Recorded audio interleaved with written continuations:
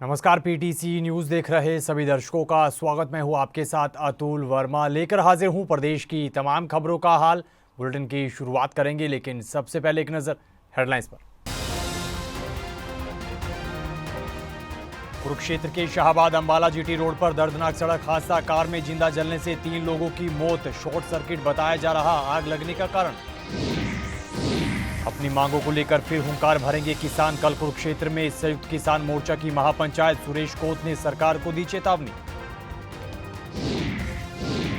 पंचकुला में सीनियर और deputy mayor के चुनाव से पहले 2 पार्षद भाजपा में शामिल, सीएम सैनी की मौजूदगी में ज्वाइन की पार्टी, सीएम ने किया स्वागत।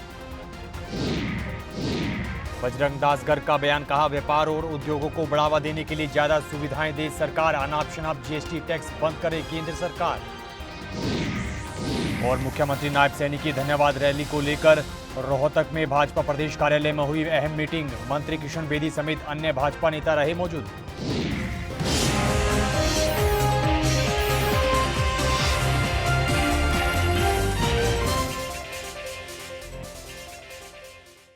चलिए बुलेटिन की शुरुआत करेंगे बड़ी और दर्दनाक खबर के साथ। हरियाणा के कुरुक्षेत्र में बड़ा सड़क हादसा हुआ है। कुरुक्षेत्र के शाहबाद अंबाला जीटी रोड पर एक कार में आग लगने से 3 लोगों की मौत की खबर है। वहीं 3 लोग गंभीर रूप से घायल हुए हैं, जिन्हें इलाज के लिए पीजीआई चंडीगढ़ ले जाया गया है, जिसमें कार सवार पिता और 2 बेटियों की मौत की खबर बताई जा रही है, जबकि 3 लोगों के घायल होने की खबर है। इधर कार में आग लगने का कारण शुरुआती जांच में शॉर्ट सर्किट बताया जा रहा है। धर्मनगरी कुरुक्षेत्र में अन्नदाता एक बार फिर से हुंकार भरने की तैयारी में है। कल यानी 5 नवंबर को कुरुक्षेत्र में संयुक्त किसान मोर्चा की महापंचायत होने जा रही है। किसान नेता सुरेश कोत ने सरकार को चेतावनी देते हुए कहा कि अगर उनकी मांगे जल्द नहीं मानी गई तो बड़ा फैसला लिया जाएगा। सुरेश कोत ने कहा कि डीएपी के लिए किसान मारा मारा फिर रहा है। उन्होंने कहा कि अगर कल यानी 5 नवंबर तक हरियाणा भर के जिलों में डीएपी पर्याप्त मात्रा में उपलब्ध ना हुई तो बड़ा फैसला लिया जाएगा। इस दौरान उन्होंने किसानों द्वारा पराली जलाने से जुड़े सवाल पर भी अपनी प्रतिक्रिया दी है। बड़ा आंदोलन तो नहीं कह सकते, मगर अभी हम नई नई सरकार बनी थी, हम अभी आंदोलन भी नहीं करना चाहते थे। एक प्रदर्शन ही हम कह सकते हैं उसको, एक दिन का। उसके 3 बड़े मुख्य विषय हैं। सैनी साहब ने सरकार बनाते ही सबसे पहले पराली के नाम पर किसानों के ऊपर एफआईआर करनी शुरू कर दी। सारी प्रदेश की मंडियां बड़ी पड़ी हैं, उठान नहीं हो रहा कहीं भी। और जब तक धान का पूरी तरह उठान नहीं होता, किसान को पैसा नहीं मिलता। ये एक अजीब कानून बना रखा है, किसान बेच का अगर हम बिक गया तेरा जिस दिन मंडी में तो उठ के रैंक में लग जाएगा, वहाँ जाकर गोदाम में लग जाएगा, तब उस दिन पैसा देंगे। प्रचार करें 72 घंटे में देंगे पैसा। और तीसरा एक बड़ा आपने देखा होगा, पूरे हरियाणा प्रदेश के अंदर गेहूं की बिजाई चल रही। हमारा ये सीजन ऐसा होता है, धान की कटाई और उसके तुरंत बाद धान या नरमा, उसके तुरंत बाद गेहूं की बिजाई हो। डीएपी कहीं नहीं मिल रहा, बड़ी बड़ी लाइनें लग रही हैं। मैंने 2-3 बार हमारे साथियों से, किसानों के मैं मीटिंग कर करके मीडिया में बयान भी दिए कि मुख्यमंत्री जी, हम आपके साथ फिलहाल लड़ना नहीं चाहते, मगर आप ये भी ना समझिए कि मैं लड़ना है भूल गए। अगर किसान को आप तंग करोगे तो हम 100% सड़क पे आ जाएंगे, 100% हम संघर्ष करेंगे। अब 5 तारीख को हम हरियाणा सरकार को एक प्रदर्शन के द्वारा नींद से जगाने के लिए आ रहे हैं। पंचकुला में सीनियर और डिप्टी मेयर के चुनाव से ठीक पहले 2 पार्षद भाजपा में शामिल हो गए हैं। मुख्यमंत्री नायब सिंह सैनी की मौजूदगी में दोनों पार्षदों ने भाजपा का दामन थाम लिया। इस दौरान मुख्यमंत्री नायब सैनी ने दोनों ही पार्षदों को पार्टी का पटका पहनाकर उनका पार्टी में आने पर स्वागत किया और पार्टी में पूरा मान सम्मान देने की बात कही और प्रधानमंत्री नरेंद्र मोदी के नेतृत्व और उनकी विचारधारा का भी जिक्र किया। साथ ही सीएम सैनी ने अगले 5 साल में हरियाणा में विकास की रफ्तार को और बढ़ाने की भी बात कही है। हरियाणा प्रदेश व्यापार मंडल के प्रांतीय अध्यक्ष बजरंग दास गर्ग ने भिवानी में व्यापारियों के साथ मीटिंग की है। वहीं मीटिंग के बाद उन्होंने कहा कि व्यापारियों को और व्यापार के साथ साथ उद्योगों को बढ़ावा देने के लिए सरकार को और ज्यादा सुविधाएं मुहैया करवानी चाहिए। इस दौरान उन्होंने कहा कि केंद्र सरकार देश प्रदेश में जीएसटी के नाम पर अनाप शनाप टैक्स लगा रही है। उन्होंने कहा कि जब से देश आजाद हुआ तब से अब तक कपड़ा, चीनी, दूध, दही, लस्सी और खाद पर कभी टैक्स नहीं लगता था, लेकिन केंद्र की मोदी सरकार ने कपड़ा, चीनी, दूध और दही पर 5% जीएसटी लगाकर महंगाई को बढ़ाने का काम किया है। ऐसे में केंद्र सरकार को इन टैक्स की दरें हटा देनी चाहिए। वन टाइम टैक्स लग गया, जीएसटी फैक्ट्री पे लग गया, तो 2 नंबर कहां से हो गया? कहां से 2 नंबर हो गया? मगर ये नाजायज तंग करने के लिए ये स्थिति है। आप मंडी में चले जाओ, मंडी में क्या होगा? धान आएगी, आड़ती तो आड़त लेनी है, उन्हें क्या करना है?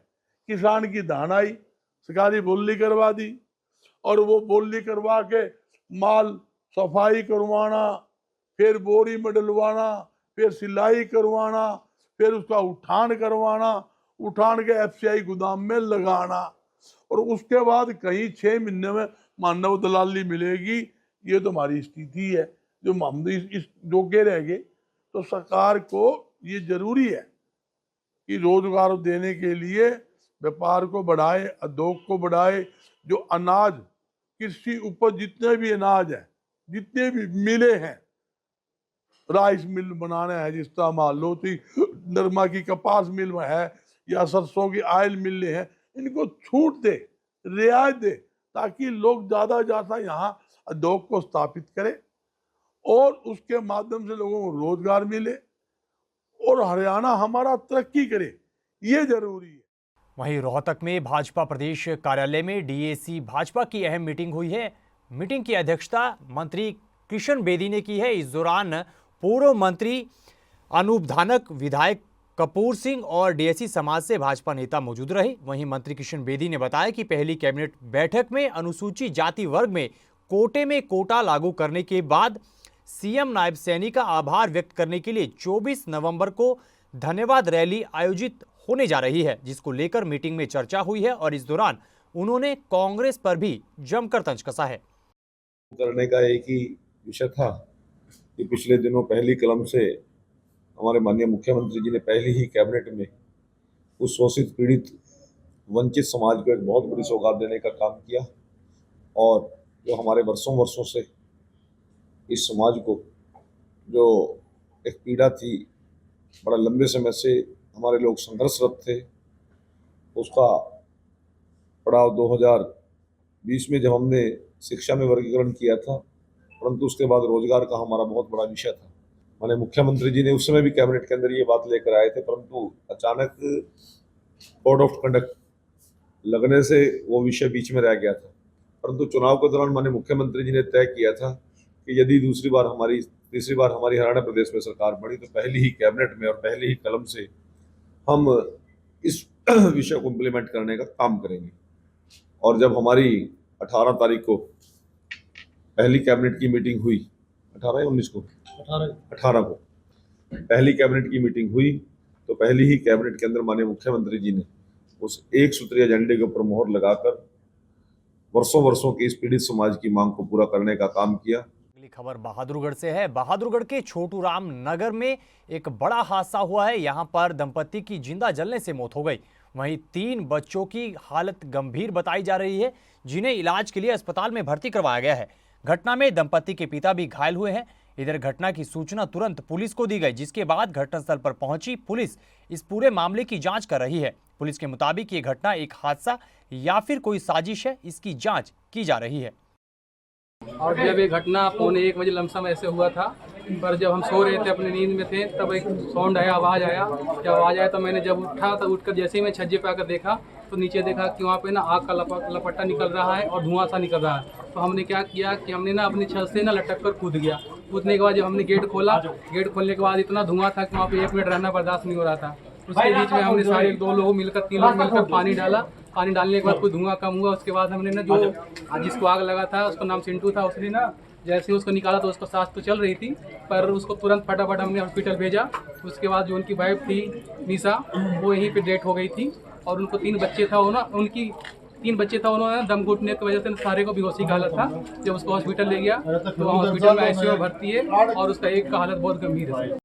चरखी दादरी पहुंचे मंत्री कृष्ण पवार ने रणदीप सुरजेवाला के बयान पर जमकर कटाक्ष किया है। उन्होंने कहा कि मुख्यमंत्री नायब सिंह सैनी एक एक्सीडेंटल नहीं बल्कि परमानेंट मुख्यमंत्री हैं। वहीं उन्होंने कहा कि मुख्यमंत्री नायब सैनी और भाजपा सरकार हर वर्ग के हित को ध्यान में रखकर विकास कार्य करवाती आ रही है, लेकिन कांग्रेस अपनी हार के बाद भी दुष्प्रचार करने में जुटी है। सबसे बड़ी कमजोरी ये है, अब तक के इतिहास में आप देखेंगे 40 साल का मेरा विधानसभा का अनुभव है, ये मेरा 8वां चुनाव है लगातार। आज तक पहली बार मैं ऐसा देख रहा हूँ विधानसभा में विपक्ष का नेता नहीं बन सका। सेकेंडली, जब नॉमिनेशन का लास्ट दिन था तब तक कांग्रेस पार्टी अपने कैंडिडेट का फैसला नहीं कर पाई थी कि कौन उम्मीदवार चुनाव लड़ेगा। तो इससे कमजोरी साबित कहाँ से सरकार बनाने की सोच रहे थे। इसलिए भविष्य में भी कांग्रेस पार्टी आज समाप्त हो चुकी है। अगला भविष्य भी भारतीय जनता पार्टी का। माननीय नायब सैनी, हरियाणा प्रदेश की जो जनता है उसने उनका सम्मान करते हुए 56 दिन में 126 घोषणाएं की थी और उनको इतना प्यार और आशीर्वाद देकर के 48 सीटें पूर्ण बहुमत से दी हैं और कुछ सीटें हमारी कोई 500-600 से संभालने का काम किया। एक्सीडेंटल मुख्यमंत्री नहीं, ये परमानेंट मुख्यमंत्री है। और इन एडवांस मैं आपको बता रहा हूँ आज चैनल के माध्यम से कि जिस प्रकार से गुजरात में 25 साल तक भारतीय जनता पार्टी की सरकार बनी थी, भविष्य में भी 25 साल तक हरियाणा प्रदेश में भारतीय जनता पार्टी की सरकार बनेगी। एक्सीडेंटल नहीं, परमानेंट मुख्यमंत्री है। चरखी दादरी के बेरला गांव की मंजू शोराण का जोरदार स्वागत हुआ है। मुंबई के पुणे में आयोजित हुए एक ब्यूटी कॉन्टेस्ट में मिस इंडिया का खिताब जीतकर लौटी मंजू शोराण का जोरदार स्वागत हुआ। इस दौरान उन्होंने मीडिया से बातचीत भी की और बताया कि इस प्रतियोगिता में 1000 प्रतिभागियों ने हिस्सा लिया था और ये उनका दूसरा अटेम्प्ट था। पहले प्रयास में वो आगे तक नहीं जा पाई थी, लेकिन उन्होंने हार नहीं मानी और इस दूसरे अटेम्प्ट में मिस इंडिया का खिताब जीतकर चरखी दादरी के साथ साथ हरियाणा के लोगों को भी गौरव का पल दिया है। काफ़ी सारे कंटेस्टेंट ने पार्टिसिपेट किया था एक्रॉस द नेशन, काफ़ी इंडिया लेवल पे हुआ था ये एंड थाउजेंड्स की लोगों ने पार्टिसिपेट किया था। लेकिन जो फाइनलिस्ट थे वो 30 थे एंड जो हम वहाँ पे 3 दिन का इवेंट था, ये हम सब पुणे में गैदर हुए थे। फर्स्ट डे हमारा वॉक से रिलेटेड प्रैक्टिस हुई थी, हमारे इंट्रोडक्शन से रिलेटेड प्रैक्टिस हुई थी। उसके बाद टैलेंट राउंड था जिसमें सभी को अपना अपना टैलेंट दिखाना था कि किस चीज़ में आप एक्सेल करते हो। तो उससे रिलेटेड कोई भी टैलेंट था, it could be dancing, it could be singing, it could be painting और एनीथिंग। उसके बाद जो नेक्स्ट डे था दैट वाज ग्रैंड फिनाले, तो उसमें डिफरेंट राउंड्स हुए थे। वेस्टर्न राउंड हुआ था, इंडियन ट्रेडिशनल राउंड हुआ था। तो उसमें जो फाइनल राउंड था that was western round and it was Q&A round. Q&A round से पहले हमारा इंट्रोडक्शन होता है जिसमें मतलब टाइमिंग दी जाती है 30 to 40 सेकेंड्स की, जिसमें we have to tell about ourselves कि मतलब पूरा मतलब you have to give an effective story, हमें अपने बारे में बताना। और देश प्रदेश में बीते दिन भाई दूज का त्योहार बड़े ही हर्षोल्लास और धूमधाम से मनाया गया।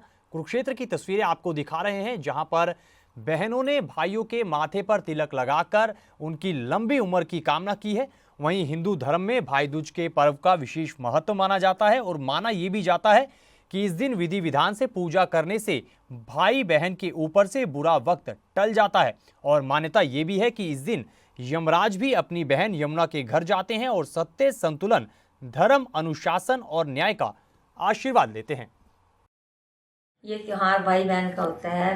बहन को अपने भाई से बड़ा प्यार होता है, इसलिए भाई अपनी बहन के घर आते हैं और तिलक करती है। वो उपहार, कोई मिठाई लाते हैं, जैसे कोई गिफ्ट लाते हैं, बहन भी देती है उसको। भाई अपने घर खाना खाता है, बहन के घर खाना खाता है। हिंदुओं में ये त्यौहार बहुत ज़्यादा मनाते हैं और यमराज भी इस दिन अपनी बहन के घर गया था और तिलक लगा के वहीं पे खाना खाया था अपनी बहन के घर।